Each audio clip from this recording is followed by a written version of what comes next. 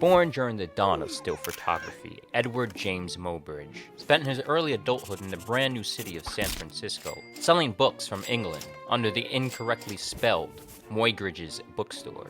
However, one night during a deadly stagecoach accident, he suffers a severe head injury. 9 days later, Muybridge wakes up, and after that, Muybridge does what anyone with severe brain damage does: pursue a career in the arts as a photographer.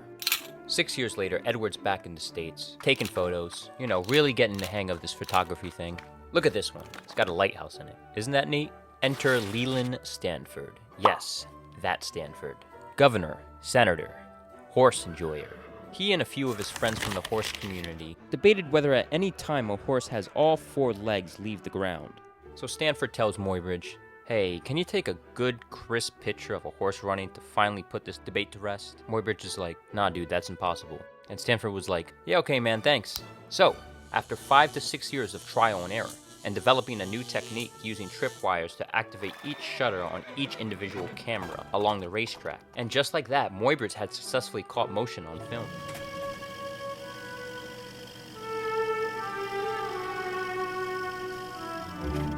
This, of course, was a big deal, and Muybridge capitalized by tracing the frames of his pictures onto a glass disc.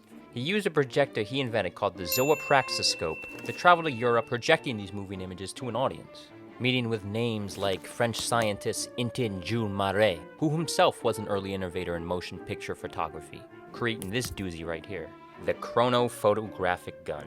Muybridge continued experimenting with motion pictures. Here we see him developing early versions of what we know as OnlyFans and capybara videos. And on May 8th, 1904, Muybridge passed away of prostate cancer in the same town he was born in. He will be remembered as a pioneer, a photographer, an artist, a murderer? Yes, you see, I neglected to mention Muybridge's personal life. He had a wife named Flora and a son named Florado.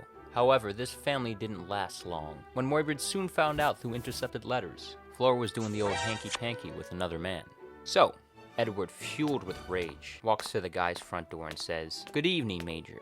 My name is Muybridge, and here's the answer to the letter you sent my wife."